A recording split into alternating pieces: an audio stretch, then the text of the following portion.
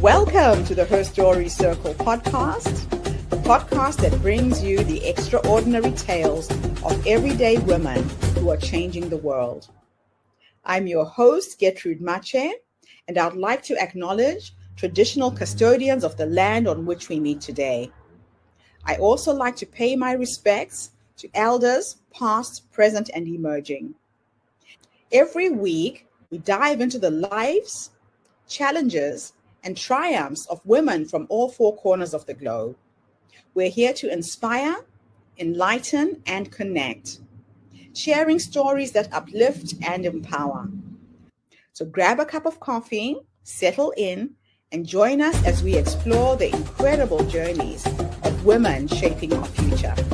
This is Her Story, where every woman's voice matters. Hello, everybody, and welcome back to the Her Story Circle. This is Gertrude Mache here in beautiful Melbourne, Australia. And today I am graced with the presence of yet another fascinating woman. Welcome, welcome, welcome to our tribe. Please tell everybody your full name, where you're based, and share your story with us today.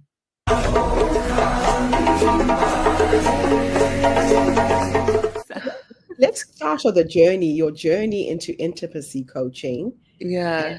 Energetic attunement. What inspired you this journey? I experienced just coming into relationship with myself and relationship to others. I found it really difficult to feel a beautiful connection with the people that I was engaging with, intimately, sexually. I felt there was something so much more than where we were connecting. Oftentimes it felt really just physical in nature. Yeah, so I started exploring, really. I started looking to see what else there was. And there's so much more we can open to when we start paying attention in certain ways. And the inspiration to go on this journey, was it something that had happened in your own personal life? How do you define emotional intimacy in today's disconnected world? I think that there's no space for emotions to flow freely between us. Not in this moment. We're also filled up with everything. We're filled up at capacity with how much we can process the feeling of life. It's all coming in so fast. So it's hard to really digest it all. I think that when it comes to intimacy, we need to be able to receive each other. Otherwise we can't, where there's no exchange, there's not much happening.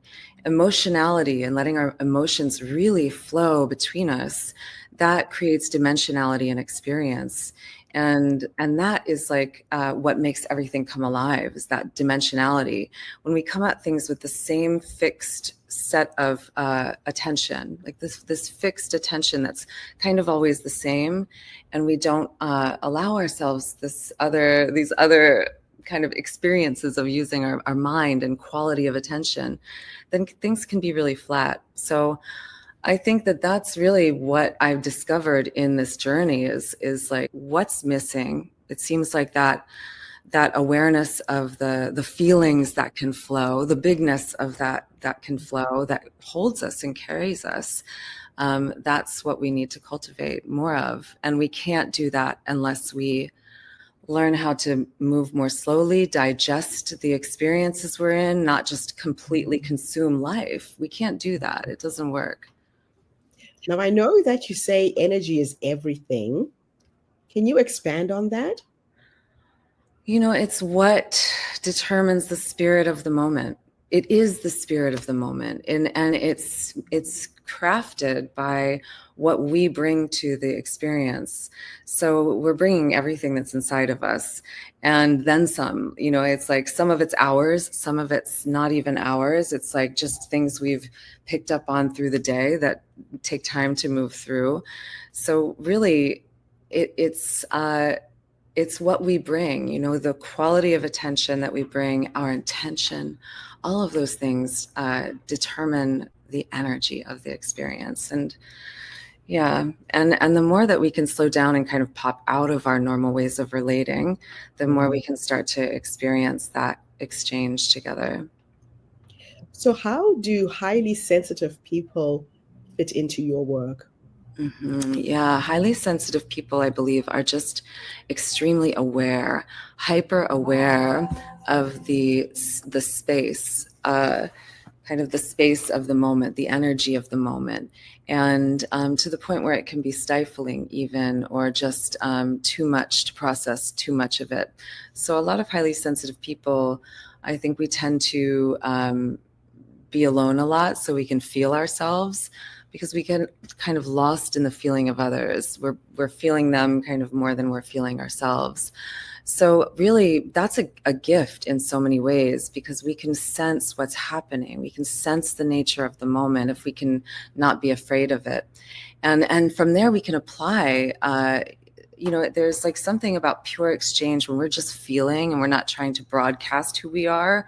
We're just like sensing and responding. That's a very natural way of exchanging. And so I think that, there's something to be explored through highly sensitive people, their ability to tune in this way. Like, if it's a safe place and quiet and moving slow enough where we can all get our bearings, then I think we can explore this other kind of channel of awareness. Because I think highly sensitives are receptive in nature. And then there are other people who are very directive in nature. And we make space in our world for more of the directive types, and the receptive types are getting like blown away often. So, what societal shifts do you hope to spark through the Qi Haus Foundation? Tell us a little bit about that. Yeah, thank you. QI is spells the word Qi, which is in traditional Chinese medicine, it is and culture, the energy of life. And for my nonprofit, it's also an acronym for quantum intelligence, because I think that that's what really energy is.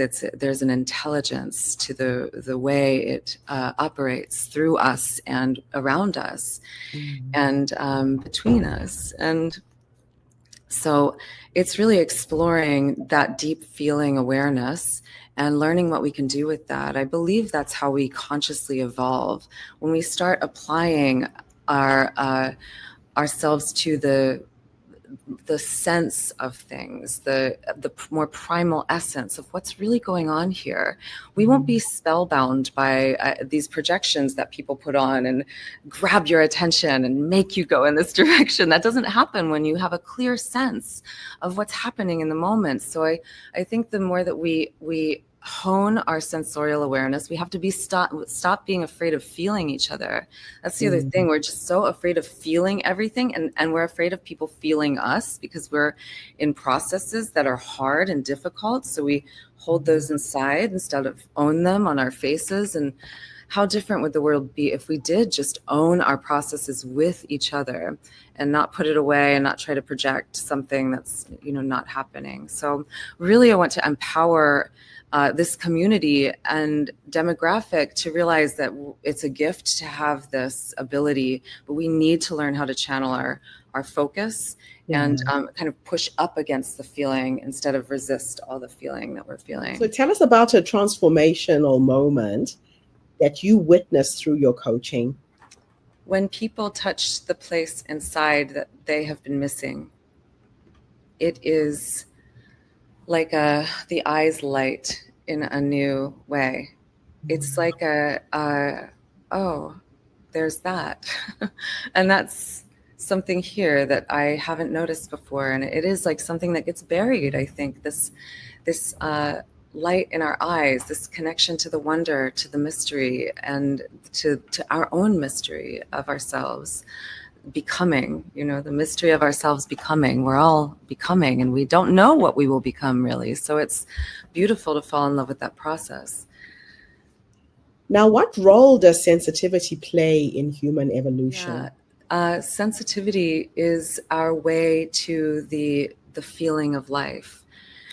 And if we don't start feeling that experience of life, we're just going to be fried from the nonstop churning forward. We have to lean back and receive everything and digest and allow what we've taken in to shape us in between, this Meditation is not just trying to get somewhere, it's just off-gassing and assimilating all that we've been ingesting and consuming. We need to be responsible with how much we consume and know when to stop. No one's enough.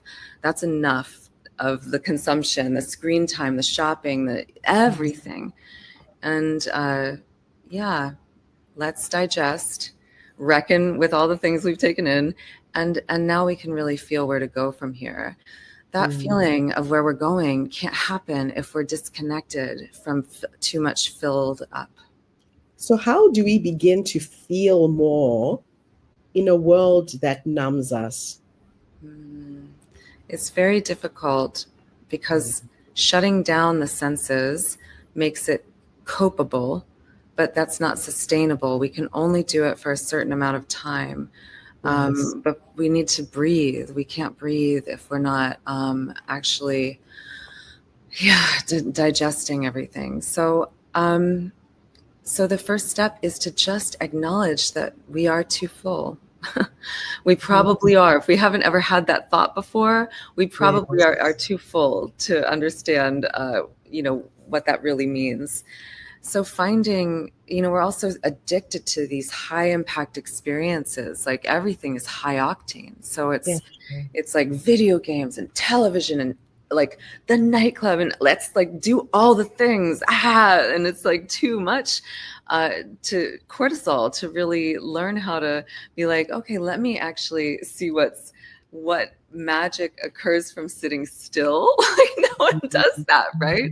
But that's where the magic is. It's like, let me hold still for a minute and really get comfortable here and see what I notice. There's like a whole different plane to play with when we get still and pay attention. So that's the first step is really just knowing we need to slow down and feel the space around us and feel, just what it feels like to be here for a minute. What's the difference between emotional vulnerability and emotional mastery? I think vulnerability is the pathway for mastery. We can't keep going and learning and becoming if we aren't vulnerable to experiencing the present moment at hand. So it's like everything is something new when we come vulnerably and don't have this agenda. When there's no agenda, it's like, okay, what's coming and how does this me that's here right now want to show up for it? It's creation in real time through the exchange. Now, what's your vision for collective healing? I see that when we can realize that we're here together in a world, and that we don't even know what this world is really, but we're in it together. When we realize the miracle that is, when we realize what it really means to be here, I think that's when we come home. We come home to this planet and to ourselves and to each other. I think it's a realization that we have together of how special this is and how short this is and where will we go. It's beautiful and terrifying sometimes. So how do you coach people through emotional blockages and trauma?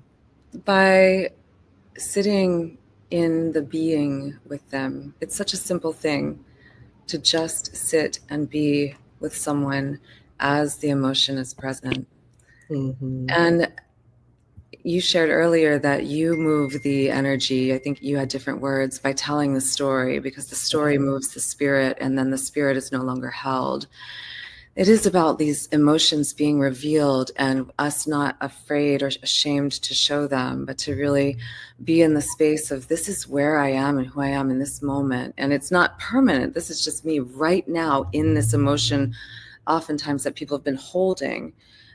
So when that can be seen and accepted and moved, it's like you said, the energy becomes released and there's a freedom and a joyfulness and a lightness and a playfulness and a sweetness and a tenderness, all these things that come when we release these things we've been holding. So it's being with someone through presence, through talking, through my quality of attention and curiosity, and touch. Touch is another way. It's not necessary, but it cuts to everything. It's much easier through touch to, I think, transform. So if someone feels disconnected from their body or emotions, where should they start? First, with the breath, really. If we can, usually when a trauma has happened, it's like the breath gets stuck in the system in a point that was a shock. And then that energy is kind of like stuck there. It kind of goes around and around. It's a breath we've taken in that was a shock that goes around. That's how I know how to describe it. And to come out of that and into balance, and that shock can be anything. It can just be like, oh, I just almost walked into the street after this light turned and could have gotten hit. It could just be a tiny little trauma, but these things add up in our system over time.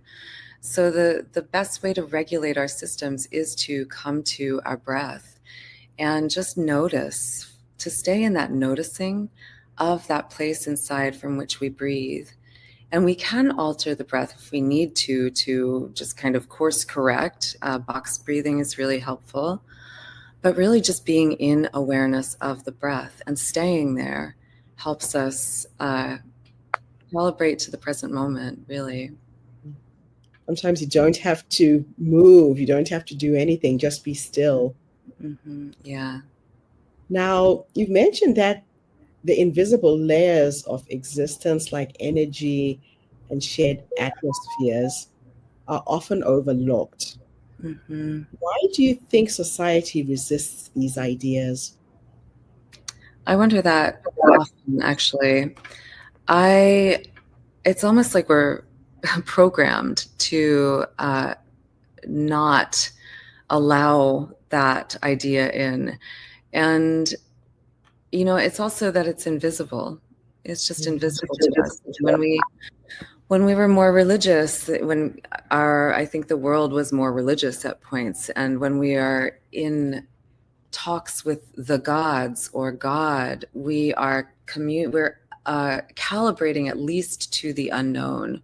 We're feeling a presence. And so that, I think, holds us in a alignment. Whereas if we're not paying attention at all to this invisible field, we start to really, I think, become fragmented because it comes in. It's like it comes in too much or wrong. I don't want to say wrong, but like it just spills in if we're not in awareness of it. That's what I've noticed. And there are so many different ways to be in awareness of it. We can just say, okay, this is energy all around me. I can just sit still and be aware of that and not make much of it, make much meaning of it. So it's like, it can just be something flat. We can make it flat if we want to. We can flatten ourselves against it, or we can really align and calibrate to these deep and powerful ways. And when we do that together, that's when we start to take the reins of the world, the ethers that are like this, and we start to hold them steady with presence. So how has your own healing journey shaped the tools and frameworks that you use with your clients?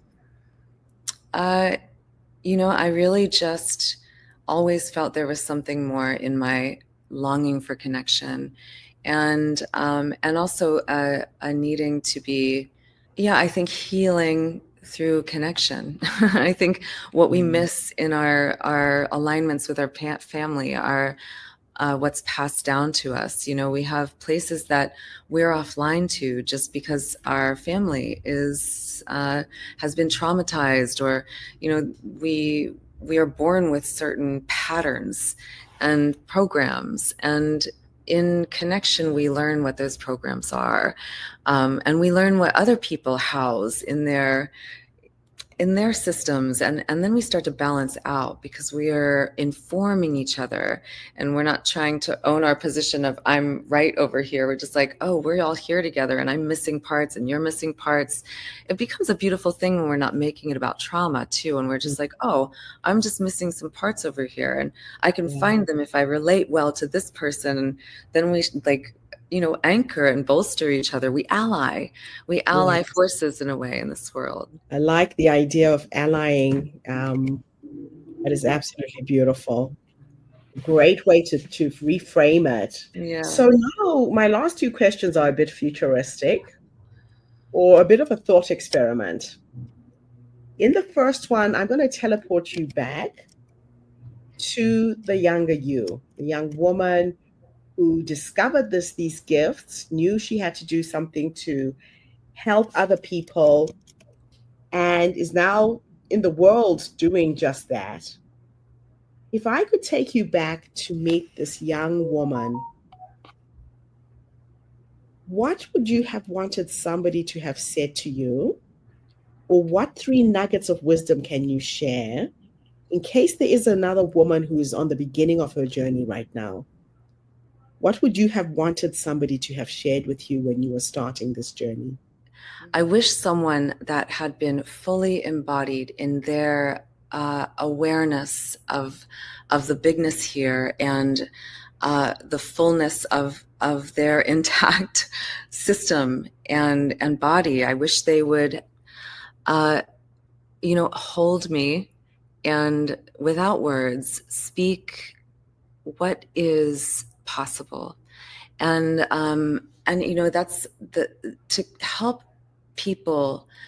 If someone had helped me come online to my feelings flooding through my whole body as a spirit of me, that there is a spirit to me that I'm here to bring, and to no matter what, like get in touch with that spirit.